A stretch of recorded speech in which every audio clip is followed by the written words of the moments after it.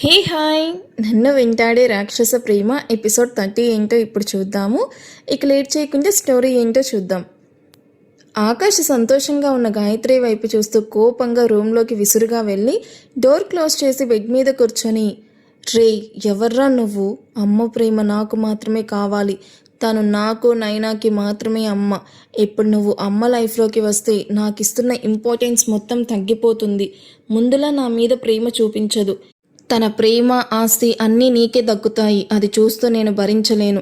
నువ్వు బ్రతికే ఉంటే ఎప్పటికైనా నాకు డేంజర్ని. అందుకే నిన్ను అమ్మ కలుసుకునే లోపు నిన్ను అందనంత దూరంగా పంపించేయాలి అని మనసులో అనుకుంటూ తన కోపాన్ని మొత్తం బెడ్షీట్ మీద చూపిస్తూ దాన్ని నలిపేస్తూ ఉంటాడు.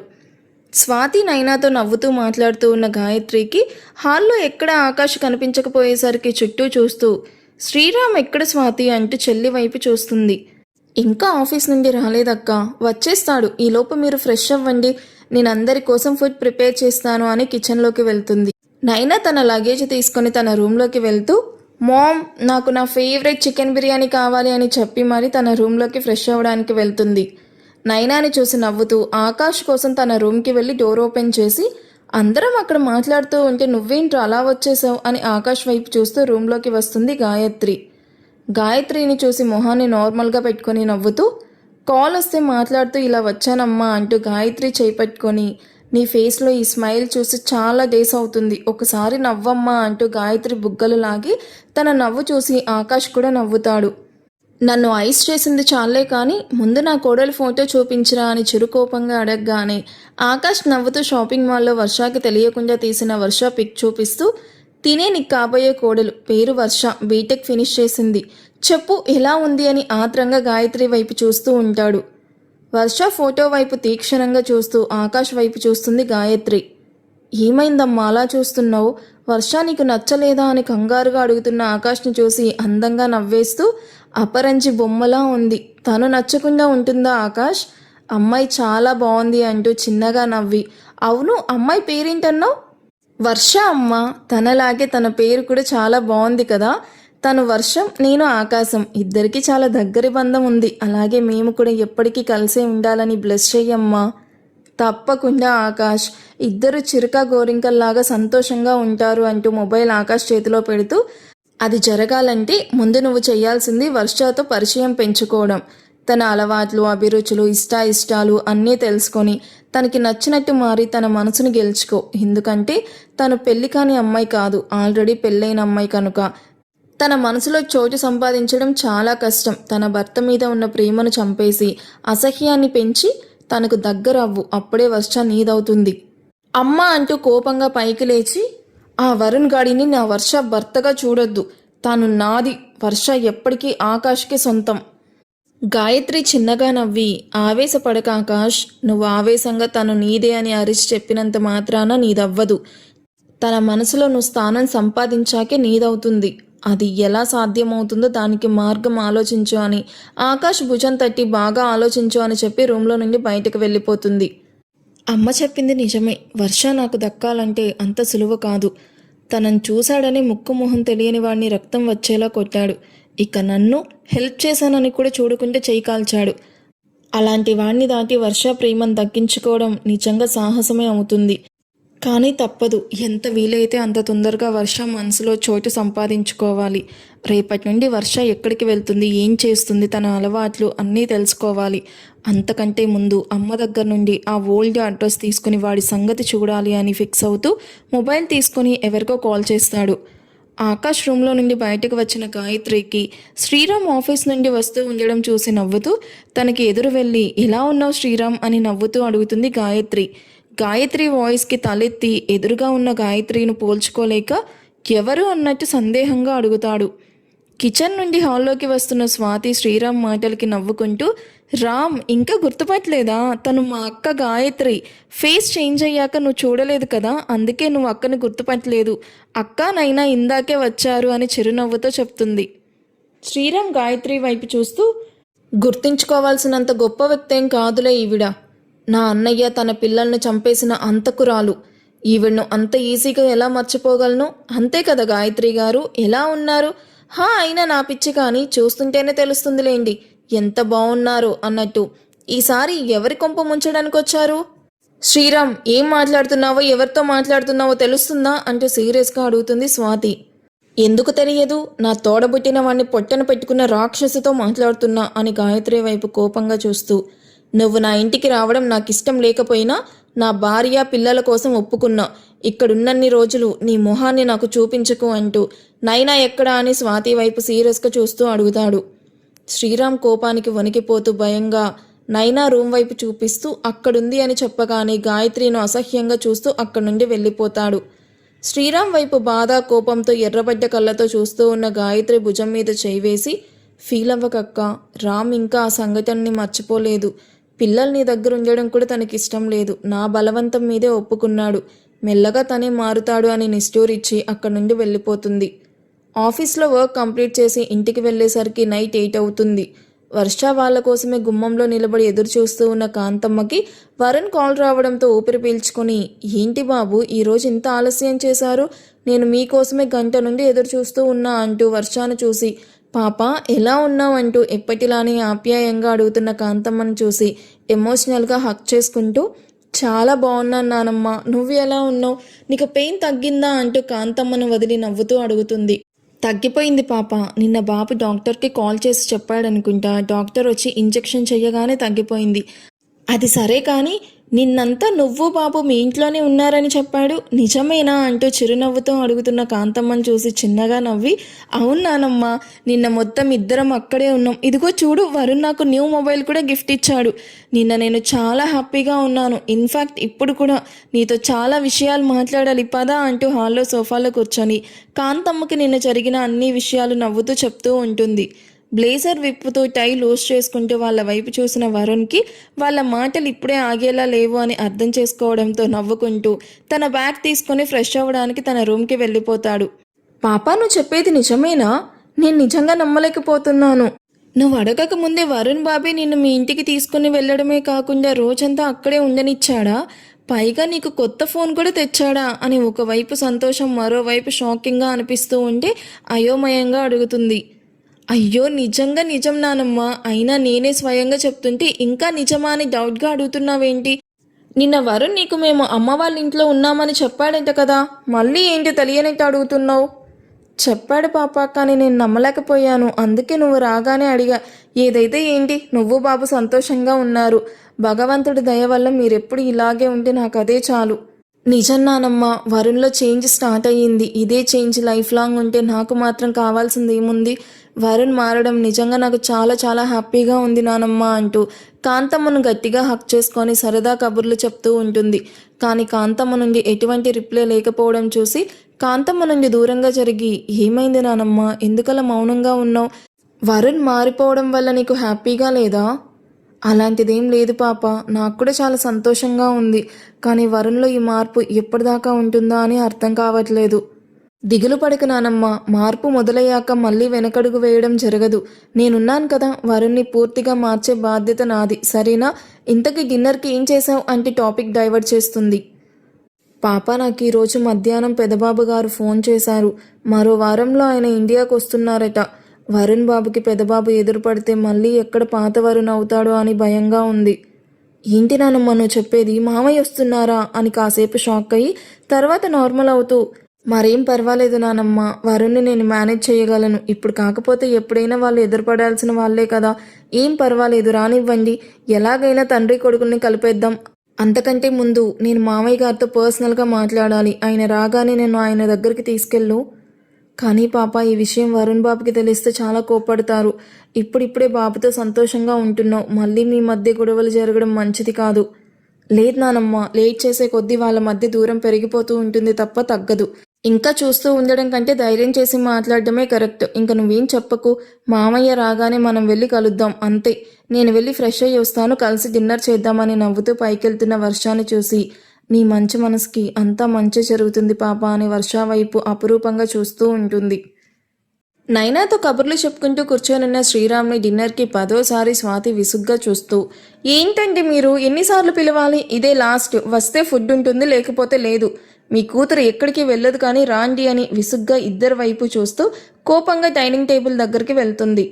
శ్రీరామ్ తప్పక నైనాతో తన స్టడీస్ గురించి మాట్లాడుతూ డైనింగ్ టేబుల్ దగ్గరికి వచ్చి తన పక్కనే చైర్లో కూర్చోపెట్టుకుని గోరు ముద్దలు పెడుతూ మాటలు చెప్తూనే తనకి ఫుల్గా తినిపించి మరో ప్లేట్లో తనకి ఫుడ్ సర్వ్ చేశాక తింటూ ఉండగా అక్కడికి వచ్చి తన ఎదురుగా కూర్చున్న గాయత్రిని చూసి ముద్ద నోట్లోకి పోక ప్లేట్లో హ్యాండ్ వాష్ చేసుకొని విసురుగా తన రూమ్లోకి వెళ్ళి డోర్ లాక్ చేసుకుంటాడు. అది చూసిన నైనా స్వాతి శ్రీరామ్ను ఎంత పిలిచినా ఆగకుండా వెళ్ళిపోవడంతో ఇద్దరూ శ్రీరామ్ వైపే బాధగా చూస్తూ ఉంటారు. తన వల్లే శ్రీరామ్ తినకుండా వెళ్ళిపోయినా కొంచెం కూడా ఫీల్ అవ్వకుండా స్వాతి కొంచెం చికెన్ కర్రీ వేయి అంటూ మరింత రైస్ పెట్టుకొని ఫుల్గా తింటున్న గాయత్రిని చూసి కోపం వస్తూ ఉంటే అక్కడింక ఉండలేక కోపంగా తన రూమ్కి వెళ్ళి దబేల్మని డోర్ క్లోజ్ చేసుకుంటుంది నైనా. తన వైపే చూస్తూ ఉన్న స్వాతి వైపు చూస్తూ ఏంటలా చూస్తున్నావు? మీ ఆయన నా వల్ల తినకుండా వెళ్ళిపోయినా ఏమీ పట్టినట్టు తింటున్నాననా? అదేం లేదక్కా. నువ్వు లేదు అన్నంత మాత్రాన నీ మొహంలో ఫీలింగ్స్ అర్థం చేసుకోలేని మొద్దునైతే కాదులే స్వాతి. మీ ఆయన మరి టూ మచ్గా రియాక్ట్ అవుతున్నాడు కానీ శ్రీరామ్ గురించి వదిలేసాయి. ఆకలైతే తింటాడులే కానీ నువ్వు కూర్చో తిందువు. వద్దక్క, నాకు తినాలని లేదు అంటూ మూభవంగా చెప్తుంది. స్వాతి, ఇంత సెంటిమెంటల్గా ఉండకు, నా చెల్లిలాగా బిహేవ్ చెయ్యి. మీ ఆయనకు భార్యలా కాదు, ముందిలా కూర్చో అంటూ స్వాతిను బలవంతంగా కూర్చోపెట్టి తనకి ఫుల్గా తినిపించాక హ్యాండ్ వాష్ చేసుకొని బయటకు రాని ఆకాష్ కోసం తనే స్వయంగా ప్లేట్లో ఫుడ్ పెట్టుకుని వెళ్తుంది. పాప, ఇంత పొద్దున్నే ఎక్కడికి రెడీ అయి వెళ్తున్నావు అని తలస్నానం చేసి చీర కట్టుకొని చేతిలో పూల బుట్ట పట్టుకుని వెళ్తున్న వర్షాన్ని చూసి అడుగుతుంది కాంతమ్మ. ఈరోజు ఎందుకో గుడికి వెళ్ళాలని అనిపిస్తుంది నానమ్మ, అందుకే పక్కనే ఉన్న శివాలయంకి వెళ్ళొద్దామని వెళ్తున్నా. వరుణ్ నైట్ లేట్గా పడుకున్నాడు, అందుకే ఇంకా లేవలేదు. తను లేచాక చెప్పు, నేను టెంపుల్కి వెళ్ళానని. సరే పాప, త్వరగా వచ్చేసాయి. మళ్ళీ లేట్ అయితే మీ ఆయన్ని ఆపడం నా వల్ల కాదమ్మా, నేను వెతుకుతూ గుడికే వచ్చేస్తాడు. వర్ష చిన్నగా నవ్వి అలాగే నానమ్మ అంటూ కారులో పక్కనే ఉన్న శివాలయంకి వెళ్తుంది. వెనకే సెక్యూరిటీగా లతీఫ్ కూడా వెళ్తాడు. వీళ్ళకి తెలియని విషయం ఏంటంటే ఇంటి దగ్గర నుండి వీళ్ళ కార్ని ఫాలో అవుతూ ఆకాష్ కూడా శివాలయంకి వస్తాడు. వర్ష తనతో పాటు లోపలికి వస్తున్న లతీఫ్ని వర్ష సీరియస్గా చూడడంతో సారీ బాబీ, నేను ఇక్కడే నిల్చుకుంటాను, మీరు వెళ్ళి దర్శనం చేసుకుని రాండి అని చెప్పడంతో లతీఫ్ను విసుగ్గా చూస్తూ లోపలికి వెళ్ళిన వర్ష గుడి చుట్టూ ప్రదక్షిణాలు అయ్యాక వరుణ్ పేరు మీద తన పేరు మీద అర్చన చేయమని చెప్పి దేవుడి రూపాన్ని కళ్ళ నిండా చూస్తూ కళ్ళు మూసుకొని, స్వామి, నా జీవితంలోకి వరుణ్ వస్తాడని కానీ తనతో నేను జీవితాన్ని పంచుకుంటానని కానీ నేను కల్లో కూడా అనుకోలేదు. కానీ వరుణ్ వచ్చాడు, నన్ను బలవంతంగా పెళ్లి చేసుకొని తన భార్యని చేసుకున్నాడు. ఇష్టపడి కట్టిన బలవంతంగా కట్టిన తాళైతే కట్టేశాడు. నాకు పెళ్లి మీద ఉన్న గౌరవంతో వరుణ్ అంటే ఇష్టం లేకపోయినా అమ్మా నాన్నల కోసం తనతో పాటు తన ఇంటికి వెళ్ళాను. పెళ్లి జరిగినప్పటి నుండి ఇవాల్టి వరకు ఏం జరిగాయో అన్నీ నీకు తెలుసు. నేను కోరుకున్నట్టే వరుణ్లో మార్పు మొదలైంది. ఈ మార్పు శాశ్వతం కావాలని, నేను వరుణ్ ఎప్పటికీ సంతోషంగా ఉండాలని దీవించు స్వామి. అలాగే డాడీకి వరుణ్కి మధ్య ఉన్న దూరాన్ని తగ్గించి వాళ్ళని కూడా కలిసేలాగా చెయ్యి. బిందు గోకుల్ని వరుణ్ త్వరగా క్షమించేలాగా నువ్వే చెయ్యాలి అని తన మనసులోని కోరికల్ని దేవుడి ముందు నిల్చుకొని కోరుకుంటూ ఉంటుంది. వర్ష వెనక్కి గుడిలోకి వచ్చిన ఆకాష్కి వర్ష కళ్ళు మూసుకొని ప్రార్థించడం చూసి తనకి తెలియకుండా సారీలో ఉన్న వర్షను సీక్రెట్గా ఫొటోస్ తీసి ఏమీ తెలియనట్టు వర్షకి కనిపించేలాగా తన ముందు నిల్చుకొని వర్షను అపురూపంగా చూసుకుంటూ ఉంటాడు. వర్ష కళ్ళు తెరిచే టైంకి చటుక్కున కళ్ళు మూసుకొని దేవుణ్ణి ప్రార్థిస్తున్నట్టు నిల్చుకొని ఉంటాడు. తన కోరికలన్నీ దేవుడికి చెప్పాక మెల్లగా కళ్ళు తెరిచి దేవుడి వైపు చిరునవ్వుతో చూస్తూ ఎదురుగా చూసిన వర్షకి బుద్ధివంతుల్లాగా దేవుడికి దండం పెడుతూ కనిపిస్తాడు ఆకాష్. ఆకాష్ని చూసిన వర్ష ఇతన్ని ఎక్కడో చూసినట్టుంది, ఎక్కడా అని ఆలోచిస్తూ ఉన్న వర్షకి హో గాడ్, ఆ రోజు టెంపుల్లో వరుణ్ కొట్టింది ఇతన్నే కదా అంటూ ఆకాష్ వైపే చూస్తూ థ్యాంక్ యూ స్వామి, ఇతన్ని చూపించినందుకు. అట్లీస్ట్ ఆ రోజు సారీ కూడా చెప్పలేకపోయాను, ఇవాళైనా చెప్పాలి అని. ఆకాష్ ఎప్పుడు కళ్ళు తెరుస్తాడా అని ఆకాష్ వైపే చూస్తూ ఉంటుంది. కాసేపటికి కళ్ళు తెరిచిన ఆకాష్ దేవుడి వైపు చూస్తూ ఉండడం గమనించి ఎక్స్క్యూజ్ మీ అన్న వర్ష వాయిస్కి వావ్, నా డార్లింగ్ వాయిస్ తనలాగే స్వీట్గా ఉంది అని మనసులోనే డ్యాన్స్ వేస్తూ పైకి మాత్రం మామూలుగా తల తిప్పి వర్ష వైపు చూస్తాడు. Hi, did you remember me? Excuse me, మనం ఫ్రైడే రోజు ఆ టెంపుల్లో ఒకసారి కలిసాము. నేను స్లిప్ అవుతూ ఉంటే మీరు నన్ను పట్టుకొని హెల్ప్ చేశారు, గుర్తొచ్చానా? హో మీరా, బాగున్నారా అండి? Yeah, I'm good. ఆ రోజు నా హస్బెండ్ అలా కొట్టుండకూడదు. I'm extremely sorry for that. It's okay అంటూ గర్భగుడిలో నుండి బయటకు వచ్చి చెట్టు కింద మూభవంగా కూర్చొనున్న ఆకాష్ని చూసి పంతులు గారు ఆశీర్వదించి తన పూల బుట్ట తనకి ఇచ్చి ప్రసాదం ఇవ్వగానే అది తీసుకుని మళ్ళీ ఆకాష్ ముందుకు వచ్చి నిల్చుకుంటుంది. తలెత్తి వర్షాన్ని చూసి ఆకాష్ అక్కడి నుండి పైకి లేచి వెళ్ళబోతాడు. ఆకాష్కి అడ్డుగా నిలబడి ప్లీజ్ ఆగండి, దయచేసి నేను చెప్పేది వినండి అనగానే ఆకాష్ వర్ష వైపు చూస్తాడు. ఆ రోజు నా హస్బెండ్ అలా ఓవర్ రియాక్ట్ అయి ఉండకూడదు. తన తరపున నేను సారీ చెప్తున్నాను. ప్లీజ్ ఆ రోజు జరిగింది మర్చిపోయి నన్ను క్షమించండి. పర్లేదండి, ఇట్స్ ఓకే, అందులో మీ తప్పేముంది. పడిపోతూ ఉంటే సాటి మనిషిగా పట్టుకొని హెల్ప్ చేశాను. దానికి మీ హస్బెండ్ ఎప్పటికీ వాడు కాలేడు. నీ హస్బెండ్ ఎప్పటికైనా నేనే డార్లింగ్ అని మనసులో అనుకుంటూ అలా రియాక్ట్ అవుతాడని నేను అస్సలు ఎక్స్పెక్ట్ చేయలేదండి. సారీ అండి, నా హస్బెండ్ ఓవర్ పొసెసివ్, అందుకే అంతలా రియాక్ట్ అయ్యాడు. ఆ రోజు మీకు సారీ చెప్పాలి అనుకున్నాను, బట్ కుదరలేదు. లక్కీలీ ఇవాళ కనిపించారు. ఐఎమ్ రియల్లీ సారీ అంటూ డల్గా చెప్తుంది. అయ్యో, నా డార్లింగ్ బాగా సెన్సిటివ్లా ఉంది. ఇంత చిన్న విషయానికి మొహం చూడు ఎలా పెట్టుకుందో. ఇలా నీ మొహం చూడలేకపోతున్నాను వర్ష అనుకుంటూ, అయ్యో అన్నిసార్లు సారీ చెప్పడం ఎందుకండి, మీ పరిస్థితి నాకు అర్థమవుతుంది. It's okay, I can understand, leave it. అయితే మీరు మనస్ఫూర్తిగా నన్ను క్షమించారు కదా? Yeah, I forgot everything, be cool. Thank you so much, నాకు ఇప్పుడు చాలా రిలీఫ్గా ఉంది. బై ఐఎమ్ వర్ష అంటూ షేక్ హ్యాండ్ ఇస్తున్న ఆకాష్ మాత్రం షేక్ హ్యాండ్ ఇవ్వకుండా 2 చేతులతో నమస్కారం చేస్తూ ఐఎమ్ ఆకాష్ అంటూ చిరునవ్వుతో చెప్తాడు. ఆకాష్ని చూసి తన చెయ్యి వెనక్కి తీసుకుంటూ, అమ్మాయిల హ్యాండ్ ఎప్పుడెప్పుడు టచ్ చేయాలా అని అబ్బాయిలు చూస్తూ ఉంటారు. అలాంటిది అమ్మాయి హ్యాండ్ ఇస్తున్నా మీరు తీసుకోలేదు అంటే యు ఆర్ రియలీ గ్రేట్. మీలాంటి అబ్బాయిలు ఈ జనరేషన్లో ఉండడం చాలా తక్కువ అంటూ నవ్వుతూ చెప్తుంది. నాకు కాబోయే భార్యను తప్ప మరో అమ్మాయిని టచ్ చేయడం నాకు ఇష్టం ఉండదండి. ఆ రోజు కూడా ఎక్కడ మీరు పడిపోతారో అన్న ఇంటెన్షన్తో పట్టుకున్నాను తప్ప మరో ఉద్దేశంతో కాదు. ఐ కెన్ అండర్స్టాండ్ ఆకాష్ గారు. నిజంగా మీలాంటి మంచి మనిషిని మీట్ అవ్వడం నాకు చాలా హ్యాపీగా ఉంది. మిమ్మల్ని అపార్థం చేసుకుని కొట్టినందుకు నా హస్బెండ్ తరపున నేను క్షమాపణ కోరుకుంటున్నాను. అయ్యో, ఎన్నిసార్లు చెప్తారండి, అందులో మీ తప్పేం లేదు కదా. అయినా నేను ఆ విషయాన్ని ఎప్పుడో మర్చిపోయాను, మీరు కూడా మర్చిపోండి. స్వీట్, మీరు నిజంగా చాలా గొప్ప మనసున్న మనిషి అండి. ఇదిగోండి ప్రసాదమైనా తీసుకోండి. ఇదైనా తీసుకుంటారా లేక ఇది కూడా మీకు కాబోయే భార్య ఇస్తేనే తింటారా అని నవ్వుతూ అడుగుతున్న వర్షాన్ని చూసి, భలే వారండి, అది గుడిలో ప్రసాదం, అది ఎవరిచ్చినా తింటాను, పెట్టండి అంటే తన అరచేతిని వర్ష ముందు పెడతాడు. నవ్వుతూ ప్రసాదం పెడుతున్న వర్షాకి ఆకాష్ తెల్లటి చర్మం కాలిపోయి బొబ్బర్లొచ్చి ఎర్రగా కందిపోయి ఉండడం చూసి అది వరుణ్ వల్లే అని అర్థం చేసుకోవడానికి క్షణం కూడా పట్టదు. ప్రసాదం పెట్టమంటే అలా నా చేతిని చూస్తూ ఉన్నారేంటండి, ఏమైంది, ఆర్ యూ ఓకే? ఇది నా హస్బెండ్ వల్లే అని నాకు అర్థమవుతుంది. నాకు హెల్ప్ చేయడం వల్లే మీకు ఇలా, నాకు చాలా బాధగా ఉంది. మరేం పర్వాలేదండి, ఇంకో 2 డేస్లో తగ్గిపోతుంది. మీరు దాని గురించి మర్చిపోండి, ముందు ప్రసాదం పెట్టండి అనగానే వర్ష ఆకాష్కి ప్రసాదం పెట్టి తను కూడా తింటూ, ఇంతకీ మీరు ఏం చేస్తుంటారు ఆకాష్ గారు? అది నేను అని అంటూ ఉండగానే వర్ష మొబైల్ రింగ్ అవ్వడంతో 1 మినిట్ అంటూ వరుణ్ నుండి కాల్ రావడంతో వెంటనే కాల్ లిఫ్ట్ చేసి, వరుణ్ లేచావా అంటూ నవ్వుతూ అడుగుతున్న వర్షాన్ని చూసి అప్పటి వరకు నవ్వుతూ ఉన్న ఆకాష్ మొహంలో నవ్వు మాయమైపోతుంది. నేను లేచాను, కానీ కాంతం ఏంటి నువ్వు టెంపుల్కి వెళ్ళావంటుంది. నువ్వు ఒక్కదానివి టెంపుల్కి ఎందుకు వెళ్ళావు? నేను లేచాక నాకు చెప్పుంటే నేను తీసుకెళ్లేవాడిని కదా. ముందు నువ్వు ఏ టెంపుల్లో ఉన్నావో చెప్పు, నేను ఇప్పుడే స్టార్ట్ అవుతున్నా. వరుణ్, ఎందుకంత కోపం? పక్కనే కదా టెంపుల్. అయినా నేను ఒక్కటే వెళ్ళలేదు, లతీఫ్ కూడా ఉన్నాడు, దర్శనం కూడా అయిపోయింది. నేనే వస్తున్నా, ముందు నువ్వు వెళ్ళి ఫ్రెష్ అవ్వు, ఆఫీస్కి టైం అవుతుంది. అది కాదు వర్షు, నేను వస్తాను.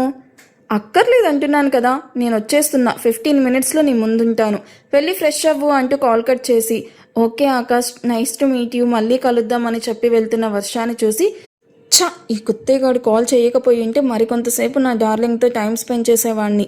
మొత్తం నాశనం చేశాడు ఈడియట్. ఎనీవే, వర్ష దృష్టిలో అయితే పడ్డాను, అది చాలు అని ఎగిరి గంతేసి తిరిగి ఇంటికి స్టార్ట్ అవుతాడు. ఇంటికి వెళ్ళిన వర్ష కాంతమ్మకి వరుణ్కి ప్రసాదం పెడుతుంది. తర్వాత కాంతమ్మ పెట్టిన బ్రేక్ఫాస్ట్ తిని వర్ష రెడీ అయ్యి వచ్చాక ఇద్దరు తిరిగి ఆఫీస్కి స్టార్ట్ అవుతారు. ఆ రోజు ఇంపార్టెంట్ మీటింగ్స్ ఉండడంతో ఆఫ్టర్నూన్ వరకు ఇద్దరు ఎవరి వర్క్లో వాళ్ళు లంచ్ కూడా స్కిప్ చేసి ఫుల్ బిజీగా ఉంటారు. ఈ ఎపిసోడ్ ఎలా అనిపించిందో కామెంట్ చేయండి. ఈ వీడియో మీకు నచ్చితే ప్లీజ్ లైక్ చేసి హైప్ ఇవ్వడం అస్సలు మర్చిపోవద్దు. Thank you for watching. Bye.